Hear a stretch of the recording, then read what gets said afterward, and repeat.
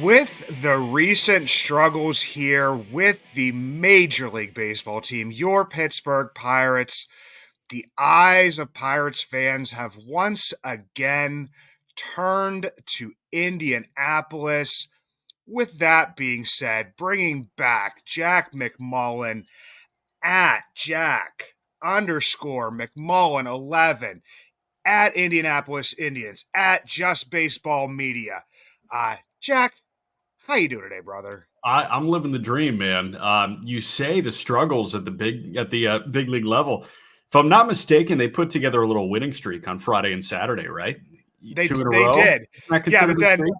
yeah, but recency bias, Jack. You know they got blown out on Sunday, so Yeah, it's like fair, those games didn't even happen. And man. Jake Woodford has one bad outing, and now he's garbage. So I mean that's how it's recency bias, man. That's all it That is. that 10 game stretch was so long ago. I can hardly remember that. All I remember is the weekend series win over the Seattle Mariners. Yeah, I mean, here's the thing: is I remember it because man, that was painful. But as I've said, the eyes are turning once again to Indianapolis, and of course, the little bit of a teaser because you know how people look at Twitter or X, they look at like, okay, the Pirates are calling up and they see Billy, they assume Billy Cook.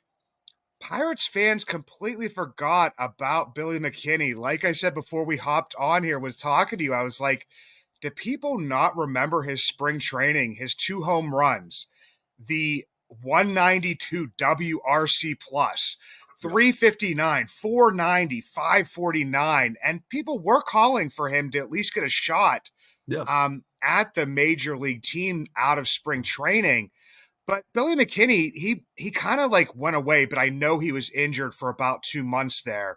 Yeah. So talk about what Billy's been doing since he's been back up, and that's Billy McKinney, everybody. Yeah, he's been balling out, man. Both Billies have been balling out, and Billy Cook has been awesome and a great guy to get to know. Both the new guys, York and Cook, are great guys. So that kind of feeds into the Pirate Jam and all that. But Billy McKinney, it was interesting. It was a broken thumb. He was wearing a cast for about a month and a half here. Then he got the cast off, went to Greensboro, was on rehab, came back and this guy really didn't skip a beat. 40 games at 850 OPS, 845, 850 OPS. So, I mean, this guy's been playing pretty darn well. He's been in both corner outfield spots. He's filled in at first base a little bit and looked like this guy's going to walk. He's hitting about 295. He's got an OBP around 395.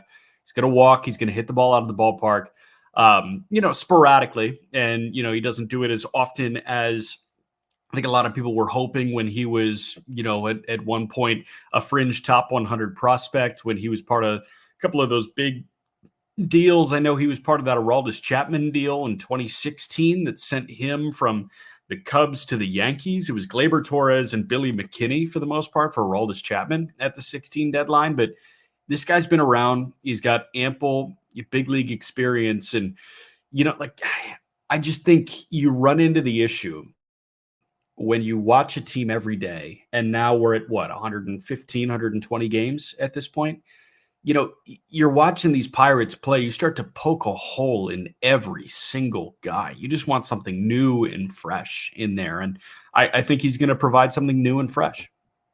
Yeah, and like you talk about, like the injury, I look at his numbers. He's got about 51 plate appearances back up in Indy after that rehab start. I mean, he's hitting well, 168 WRC plus, 3 home runs. Like you said, and he is what Pirates fans may be looking for is I believe he's a major league defender. We've seen a lot of mistakes in the outfield as Pirates fans. Unfortunately, G1 Bay can make the acrobatic play, but then can also take the horrible route to the ball at times. Yeah. Brian De La Cruz, who they acquired at the trade deadline, we all knew he wasn't that great of a defender. Yeah. So there's those times when you're losing these one-run ball games. Obviously, that wasn't the case yesterday. Right. But those little mistakes. So you will get a major league caliber outfielder. It's a tough situation, man, because you look at Arizona and it's like, wow, I want that. Where you have Alec Thomas in center, Corbin Carroll in left, and Jake McCarthy in right. And it's, wow, I'm running three center fielders out there. They're going to cover so much real estate. It's a fine line. And the beauty is Carroll can really hit. And I think McCarthy can hit. And I think Alec Thomas is going to grow into his offensive profile in Arizona. With the Pirates, you have an all-star bat in Brian Reynolds. Problem is, like, he's just not DHing all the time because you have McCutchen to do that. Although, now that McCutchen is the DH, I would assume Reynolds gets a couple more, or now that McCutchen's on the shelf, pardon, I would assume Reynolds gets a couple more, days off of his feet in the outfield. Let's not pretend that Brian Reynolds is a good defensive outfielder. He's a really good hitter. He is an all-star hitter, but he is holding down left field when he is a below-average defender at the major league level. You go and trade for Brian De La Cruz. Brian De La Cruz is one of the leading home run hitters among National League outfielders this year. Let's not pretend that he's a good defender. Like, you've got two corner outfielders that are your quote-unquote everyday guys, one of which you just traded for a month ago or 2 weeks ago, that are below average defenders. So you either need an elite center fielder or you need to get Reynolds to the DH spot every now and again, and you need to plug in an average corner defender. And I think that's what Billy McKinney is. Yeah, and that's what he will provide. But I mean, going to the other guys, because everybody is saying, with Yorke and with Cook, both of them need to be added to the 40-man roster this year if you want to protect them from the major league portion of, the Rule 5 draft. Yeah. But then I also look back, and this is something that popped into my head this morning when I was prepping for this show, is that, I mean, we saw Jared Triolo last year. And we saw how well he performed pretty much beginning at this point in time during the season. Yeah. And it hasn't translated into the full season. So my thinking is, if Yorke comes up and performs, and if Billy Cook comes up and performs, I mean, people are saying, well, that will show you what you have for next year. In my eyes, I mean, it kind of could get their feet wet, but it is like really a month and a half of games going to show you, oh, now we have an answer at second base, or we have an answer in left field or center field, because they have, the Indians have Yorke playing and Cook both playing in center field a little bit. So, I mean, that's why I'm trying to just have this debate, and maybe internally with myself and with you now. And right now, I mean, Billy Cook, 50 plate appearances for the Indians. Nick Yorke, 67 plate appearances. I mean, it's extremely small sample size. It's really small. I will also say a lot of people remember Evan Carter with the Texas Rangers last year. Evan Carter came up. Now, he was a top 10 prospect in all of baseball. Billy Cook and Nick Yorke are outside the top 100, pretty much consensus. But Yorke is close. Evan Carter last year in 23 major league games in the regular season had a 1058 OPS. This guy was one of the better hitters in baseball for the final month of the season. Postseason, he's amazing. Then to start this year, he's got a 633 OPS. I just pulled it up to confirm. 633, hasn't played since the end of May, dealing with injury. But like, that just kind of goes to show you that baseball and progression is nonlinear. And, you can't assume if Yorke comes up, hits 290 with a 900 OPS, that he's going to be that in 2025. You just cannot assume that, because, and the thing that I've kind of settled on all year is the difference between AAA baseball and Major League Baseball has never been this different. There is such a stark contrast where pitchers, execution is sort of kind of there, but I'd say the baseline pitcher at AAA is, I don't want to be mean and say half the pitcher that a big league average pitcher is, but that's kind of what it feels like. The league average OPS in AAA baseball is 771 at last time I checked. And we're looking at a 715 in the big leagues. And that was near 700 around the All-Star break. So, there's a huge difference between quality of pitching in AAA and the big leagues. I wouldn't just assume because Nick Yorke has a 950 OPS that he's going to get up, have a 900 in the big leagues. And then if he does that, he's going to have a 910 next year. That's just not how baseball works. It's definitely, and like I said, I think a part of this is also recency bias. I think it's also the 10-game losing streak. I think it's wanting to inject a little bit of a spark plug type player like Nick Gonzalez was when he first came up. Yeah. Him and Skeens coming up at the same time, and it looked like, he was clicking, but then Gonzalez kind of took a step back over his like last month of the season. But injured now. And I think people want to find that answer at each position. They want to go into next year with an answer. And like I said before, I don't know, even if Gonzalez comes back and performs, even if Yorke or Cook would come up and perform, I still don't know if that provides you with that quote unquote, answer for next season. I mean, obviously, I want to see them play as well, but it's not like every single player that's ever been added to the 40 man. I mean, my God, Liover Peguero has been on the 40 man for the past few years here and has barely sniffed the major leagues. Yeah. So it's not like that's like a prerequisite to be able to make that decision, And Yeah. I still think it's also good to have that depth. If you go into next year and you have Gonzalez, Cook, Yorke, and whoever at that second base with, a couple of those guys also being able to play the outfield positions, Yeah. it's not like anybody's really blocking anyone. That's just kind of like the way I'm thinking right now. There's space for everybody here. And I think Yorke getting run in the corner outfield spots says a lot. I also think Billy Cook, like I know he's listed as an infielder, and I know that he played a decent bit of first base with Norfolk. He really hasn't done that much. I think he played once at first over the weekend, but for the most part, he's been in the outfield, whether it's center or a corner spot, and he looks good too. I think that there is a world where you see all of Gonzalez, Yorke, and Cook in a lineup in the big leagues, and there's really no impeding of anybody. If you slap Cook in center and Yorke is in left and Gonzalez is at second base.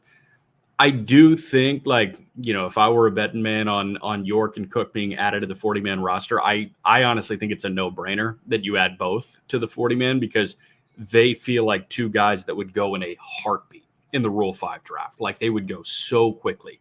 And the Pirates, I wouldn't consider this a loss per se, but they probably felt having Blake Sable taken away from them in the Rule 5 draft, not this past offseason, but the offseason before that, because they ran into some catching issues, right? And they totally ran into catching issues this year. Now, Joey Bart has been a saving grace, but if they had Sable still and they had him 40-man protected, I mean, Sable would be a hell of a backup catcher to Joey Bart right now. And, Bart, Sable, they came both from San Francisco. So I do think that they are going to protect both, and they're going to give both a shot to make the team out of camp next year. I would probably think that at least one of them would get an audition this year. Yeah, I mean, and you do have, it's definitely different than it's been, in previous years when people start to think about stuff. They think about the old, September call-ups. It used to be, Right. You'd see everybody play. Or at least be on the bench. And now it's like, you adding two guys.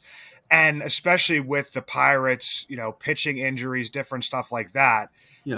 One of those is obviously, a pitcher.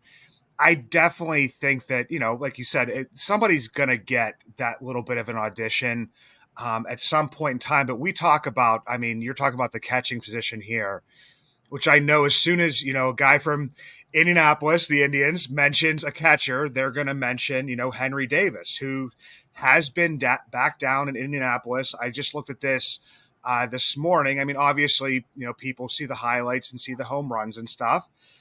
The one thing that I looked at with Henry Davis in AAA that I don't know how much it means, but it's where my eye kind of goes towards at times because anytime he's been down there, he mashes. Everybody's going to look at the 138 WRC plus, the 525 slugging, the 6 home runs. Yeah. I also see a 395 BABIP, the BABIP. Yeah. I see that on there as well. And I know that you're watching him a lot more than most people. Is he like the pool happy? Like he hits a home run and I'm like, oh, that's going over like as close to the, the foul pole as possible. Yeah. So I don't know, like, if his approach has changed, if his stance has changed, if anything has changed, or if you're saying, like, can he just mash AAA hitting? No, I think he tried to get back to what he became the number one overall pick for, and what made him the rocket ship to the minor leagues the first time, which was the natural athleticism and the very strong human being that Henry Davis is. And I think that he's leaned into that athletic move in the box a little bit more. I know he's sunk a little bit deeper into his setup, a lot like what he looked like first time he came up last year. I wouldn't slam the panic button because the BABIP's high. I wouldn't slam the panic button because the pull rate's high. I think this guy's a really good AAA hitter, and I think that at some point it's going to translate to big league hitting. Now the question is it in September? Is it the offseason? I have no idea. The Pirates catching situation is fascinating because you now have several more years of control of Joey Bart because you grabbed that guy for nothing. He was literally DFA'd. And then you've got Indy Rodriguez that's essentially working his way back. And I saw the report Ben Harrington said, it's not entirely out of the question that he could DH in professional baseball games this year. Like, that's crazy. So, okay, you've got Bart and you've got Indy factored into the fold. How does Henry slot in? Does he get another look in the outfield? We'll see. I'd say in terms of offensive profile, like he's doing what he has to do down here in AAA. And I'm not sure if there are other boxes that the Pirates need him to check. And I know that it's kind of a weird one. Checking boxes is like the bugaboo phrase in baseball. But, I'm not sure what those boxes are. And I'm not sure if he's checking them or not. All I know is he's been a really solid AAA hitter, since he's come back and on the year as well. Like, this guy's OPSing, I think, right around 960, 970 on the season at the AAA level. In terms of September call-ups, don't forget Jared Jones is here on rehab. And the definition of September call-up is who are the two guys that are going to expand your roster from 26 to 28? And yeah, that could be a prospect. That's exciting. More often than not, it's not a prospect. More often than not, it's like a Miguel Andujar that you saw last year, right? It's a guy that is going to help you be productive down the stretch. If they can get Jared Jones back into the fold without optioning anybody at the big league level right now, if nobody is deserving of being optioned, then you're just going to do that. And one of your moves in terms of roster expansion and a September call-up is going to be activating a guy off a rehab assignment. I think the other one might be getting Henry a shot, and we'll see what happens here. You want, Grandal to get even more days off. You got Davis catching, and that's that. So I think it's going to be fascinating, man, to see what they do. And if I were to throw two names at you right now in terms of who I expect to be a Pirate on September 1 that's in Indianapolis right now, it'd be Jared Jones and Henry Davis, as boring as that sounds. Yeah, and for Pirates fans, I mean, you may think of it as boring, but it's two guys that, I mean, and Jones, kind of burst onto the scene and, produced more or added more to the team than you probably ever thought he was going to add this year. Jones ain't boring. Jones is not boring as a person. I'm just saying the transaction is boring. The transaction is boring for people. But then also, I mean, like you said, Henry Davis, a guy that you expected to contribute more this year. And I always, with Henry Davis, kind of go back to, when he was called up last year and, he had the least amount of minor league plate appearances by a 1-1 since like 1972 or something. So it wasn't like everybody always complains about. That's one of the boxes they always think they need to check is the number of at-bats. But with him, that honestly just might be the case just because, I mean, he didn't really get that many and was forced into a position he never played before, then worked his butt off this whole offseason to get back to his, original position. So, I mean, with Henry Davis, I mean, I would like to see him. I want to see at-bats from him to see if he can hit in the majors in some ways more than I would like to see it from the other guys. But we do have to get to two other guys on the Indianapolis Indians that, I mean, have just been electric and exciting. I mean, Bubba Chandler, my dear God. The one thing about this is that even before this season, talked about him having possibly one of the best fastballs in the Pirates organization, if not the best fastball by, movement and also velocity and stuff like that. Yeah. But he's got secondary stuff as well. That is just absolutely scary. I mean, scary, it is.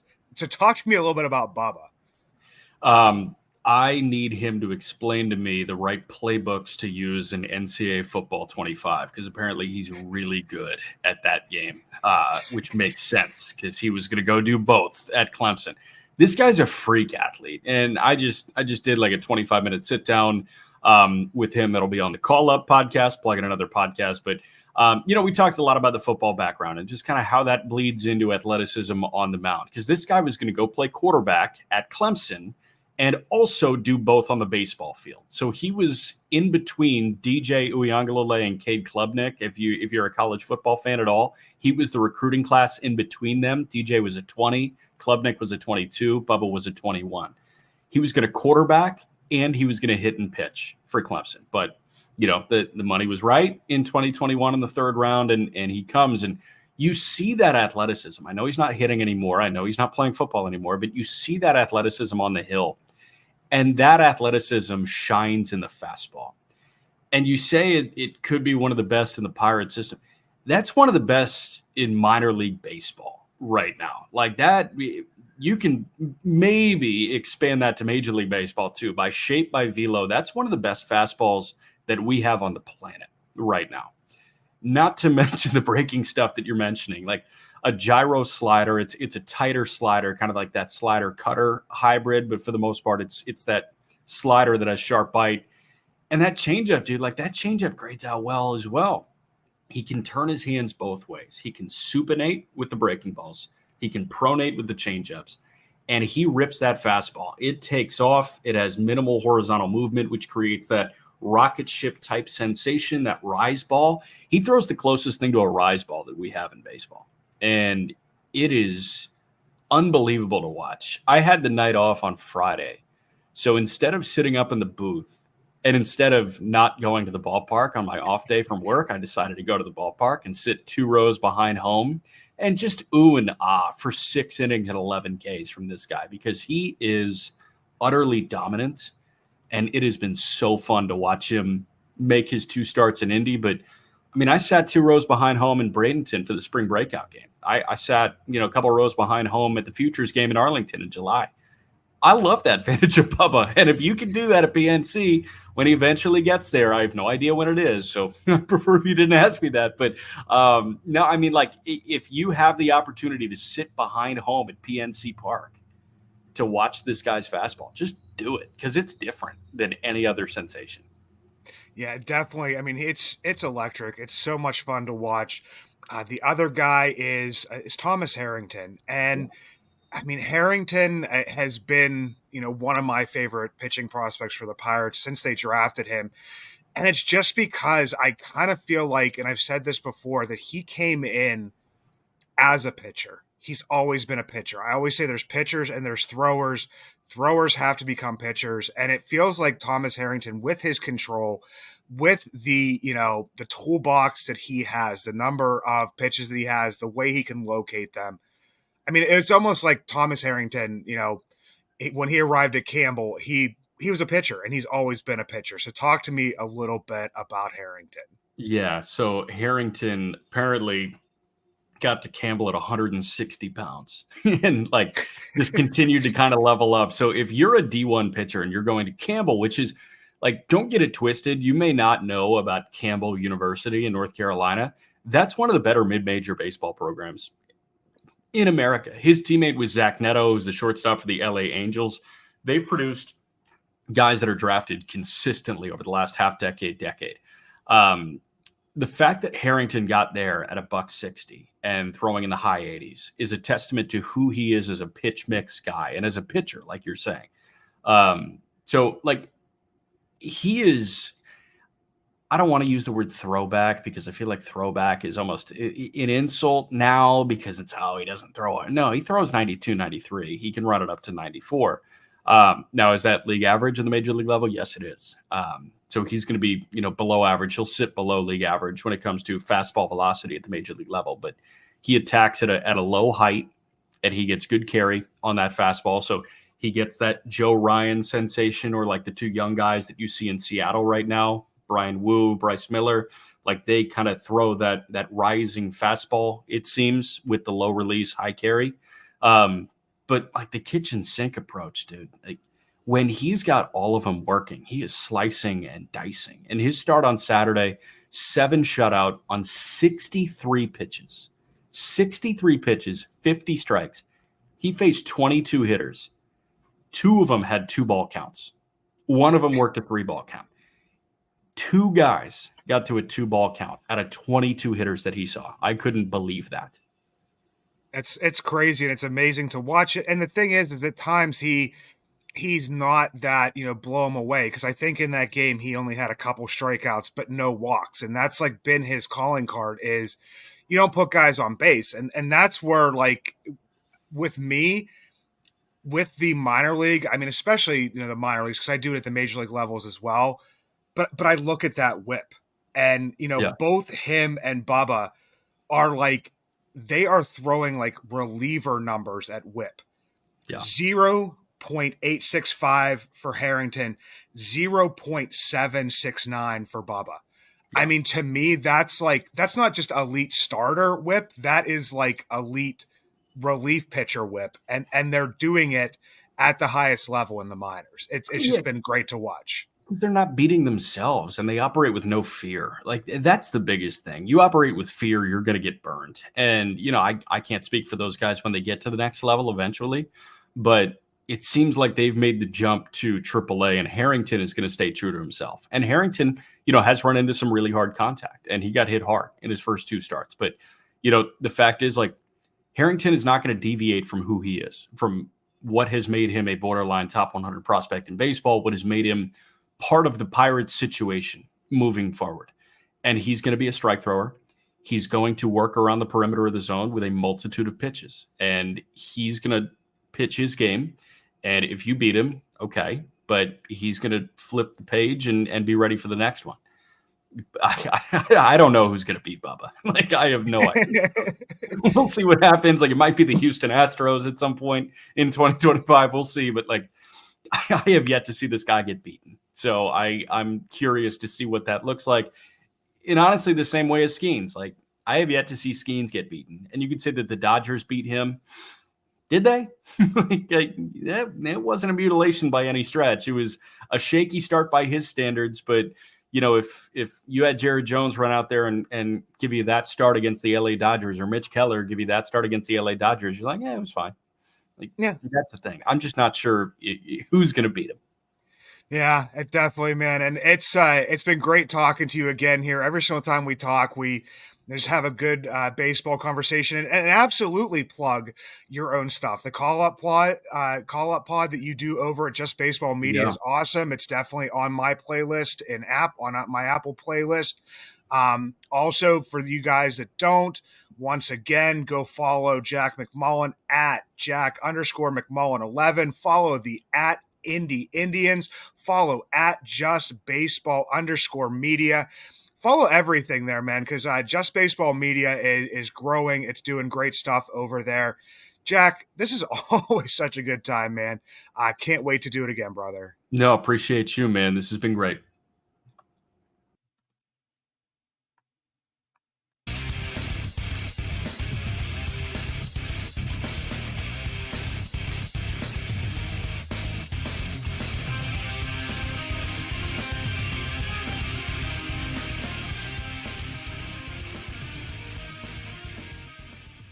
Gonna do a quick top 5 Pirates prospects, because we Jack McMullen, the guest that just hopped off there, is touched on a decent amount of the guys that could have been chosen to be one of the top 5 Pirates prospects since I've done this a couple weeks ago now. Number 1, I mean, I mentioned Bubba Chandler. Just saying this, he's got 13 innings pitched, 2 starts. I talked about the whip, the 0.769 whip, only 7 hits, 17 Ks, 3 base on balls, 0 runs. As Jack mentioned, Thomas Harrington did get hit pretty hard in his first couple of starts. Talked about his last performance, the 63 pitches, absolutely ridiculous. His total numbers, 17 1/3, the .865 whip I spoke of, only 11 Ks, but only 3 walks, good for a 363 ERA. So those are the two guys right there. Always these are in no particular order, but that is 1 and 2. Number 3, I got to put my boy from West Virginia. West Virginia drafted in the 4th round last year, 2023, Carlson Reed. We talk about promotions. A lot of people may have missed that he was promoted from Bradenton to Greensboro, has made 3 starts for the Grasshoppers so far, 12 2/3 innings pitched, a 1.184 whip, a 0.71 ERA, 13 strikeouts, does have the 6 walks, but in Greensboro, one of the things I look at, because I've talked about this before, Greensboro's ballpark is small, but there are a lot of other small ballparks around the Sally League. 0 home runs, only 1 earned run. Carlson Reed trying to figure out if this is for real or not. The 4th player, Johnny Severino, spoke about him with Eric Birdland, Eric Garfield at Eric Birdland, with his time in the FCL, has continued to produce up in Bradenton. Small sample size, only 63 plate appearances, 2 home runs, a 281 average, an 858 OPS, 3 stolen bases, 3 triples, 2 triples, 3 doubles. Johnny Severino continues to hit. And then I'm going to go with Termarr Johnson here just because he did hit a no-doubt home run yesterday. The day we're recording here is on Monday. The video will come out on Monday. Audio will come out on Tuesday if you're listening to this. Termarr Johnson, I looked at this. Since June 1st, 260 plate appearances.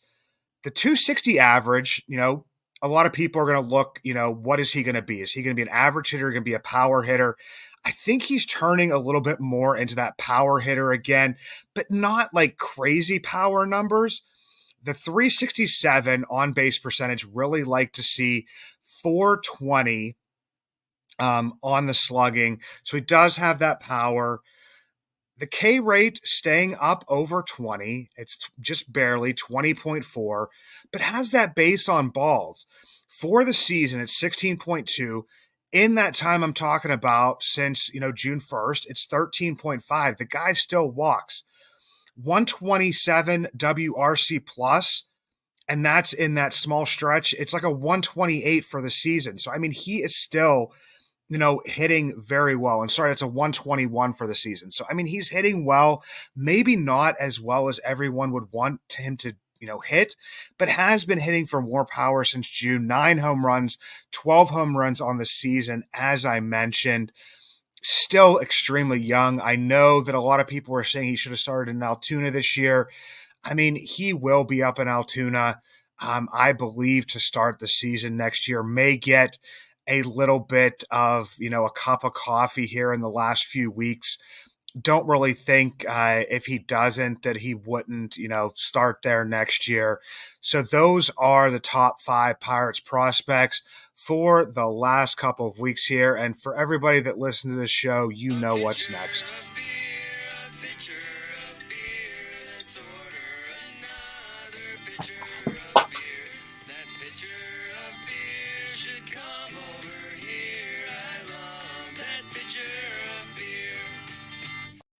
Still on the Myrtle Beach kick here because I did sample a decent amount of drinks when I was down there with my brother-in-law, Josh. We were the beer drinkers. The girls were the seltzers and the Topo Chicos and Palomas and whatever they were drinking, the high noons. So we went to a Myrtle Beach Pelicans game. They're the ones there. They have one of those baseball bats. So me and my brother-in-law, we drank the Golden Road Brewing Mango Cart Wheat Ale, coming in at 4%. Tasted great out of the baseball bat. Give that one a 400. Knock that up to 425. The next day, we got up and we golfed 18 holes.